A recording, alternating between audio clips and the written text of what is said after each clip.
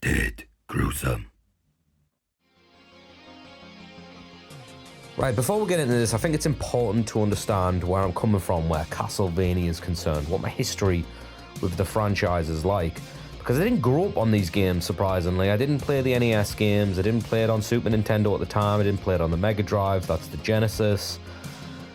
I actually started playing Castlevania on the Sega Dreamcast. Now, some of you are probably going, there's no Castlevania game on the Dreamcast, and you are correct. There is no Castlevania game on Dreamcast. However, there were emulation discs of Mega Drive collections, and that is honestly how I played my first Castlevania game, Castlevania The New Generation, or Bloodlines, depending on where you are in the world.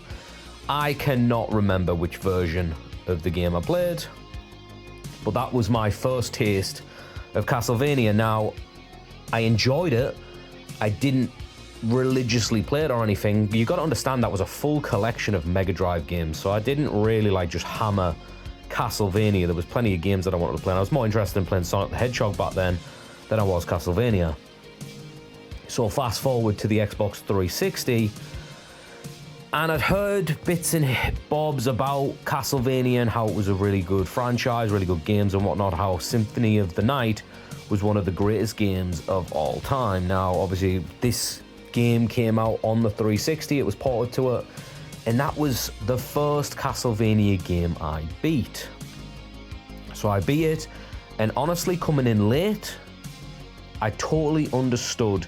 This just shows how good Symphony of the Night is. I totally understood why people think it's one of the best games of all time, because it really was superb as far as side-scrolling games is concerned. 2D side-scrolling games, it's absolutely superb. But because I played that game and I wanted to know more about the franchise and I wanted to play the different games in the franchise, I went back and I played numerous different Castlevania games, and by the time I'd beat majority of the franchise, I came to the conclusion the linear style, the Bloodlines, the Rondo of Blood, Super Castlevania 4 were the superior games in the franchise. That was what I liked, that's what I wanted to play. But recently I took kind of a break from Castlevania. I hadn't played it in a while, so obviously I returned because I was getting the itch to play Symphony of the Night, and I think it's finally clicked. I think I'm on board with the whole RPG Metroidvania games. I think I might like them more, possibly. It's kind of hard to say, because obviously when I go back to play the linear side-scroller ones, I'm having a hard time really engaging with them and really getting sucked in and wanting to play them more and more and more. It's very I don't know. I'm not going to call them dated. That ain't what it is, because those games are still superb. Some of them, sure, you can class them as dated, but your Super Castlevania 4 and your Bloodlines, nah, they're still great games. It's just, I think I like the exploration. I think I like all the equipment you can get, the different bosses, the amount of time you spend leveling up, and the actual storyline it tells. It's not just kind of go from point A to point B and win. It's there's more to it than that. Figuring out how to get into different parts of the castle. It's just such a good experience, and I think it finally clicked. Symphony of the Night is so damn good, level design and the abilities that Alucard gets, that they invert the castle halfway through. You think you've beat the game, and they invert the castle, plus the fact you've got to figure out how to get the castle to invert in the first place. I remember my first time through when I killed Richter, and I was just kind of is that it? Really? And then I'd seen online that that's the worst ending you can get, and you're supposed to get a couple of different items and trigger the inverted castle. Then you fight Dracula, and it's damn, this game's absolutely superb. At the time, I think it's a knowledge is power kind of thing, because at the time when the castle inverted, I can remember going through it the first time and being damn, this is just extra padding that doesn't need to be in the game. The game was already a masterpiece. Why have you added in such a long section of just do the whole castle again with a few different enemies? But now I know where the Chrysogrim is, and it's one of these more OP swords you can get into the game, and you just destroy everything, and I know how to get it. I get it every time, so the inverted castle really doesn't take very long to traverse. So any kind of padding that I had an issue with before, it's just gone. I just don't feel that when I play it. I just feel like it's absolute perfection. It is the abilities. Now, what you're watching now is the Requiem collection, which, if you don't know, it's from the PSP. What was it called? Castlevania Chronicles X or something like that. I can't remember exactly what it was called, or X Chronicles or something. It was like a remake of Rondo of Blood, but it had Rondo of Blood and Symphony of the Night in, but they redid all the voice line, all the voice work.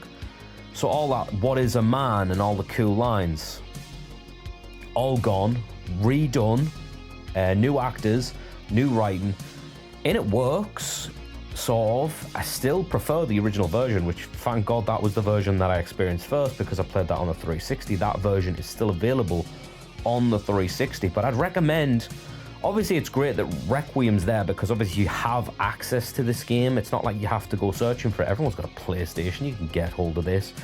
But if you don't, 360, emulation, and on top of that, you also have, it's on the PS1 Classics on the PS3, and the PlayStation Store's still up, so you can still use it. And that's got the original voice work in, my preferred version of the game. However, I wanted the Platinum, so I did the Requiem collection.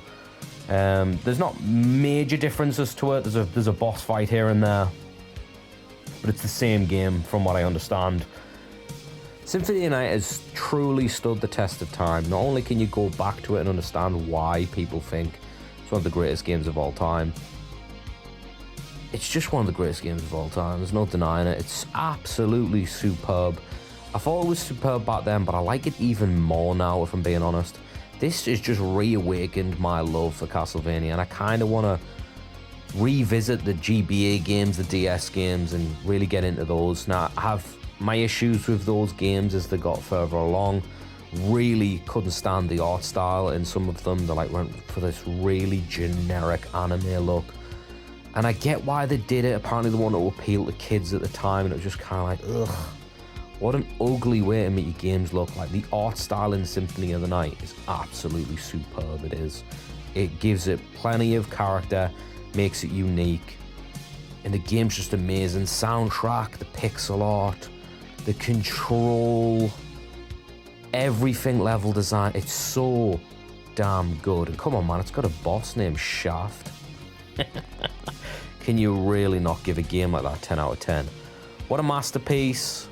One of the greatest games of all time, and I think I'm even on board with saying it might be the best Castlevania game, like, bar none. It's absolutely awesome, and I really need to revisit more of this franchise. But anyway, that's all I got on Symphony of the Night. Let me know down below if you've played Symphony of the Night, even if you're a Castlevania fan. What's your favourite Castlevania? Do you agree with me that maybe the Metroidvania games are the superior Vania experience? But yeah, if you're new here, subscribe. That's all I got, people. Let me know down below how you like Symphony of the Night. I'll catch you later.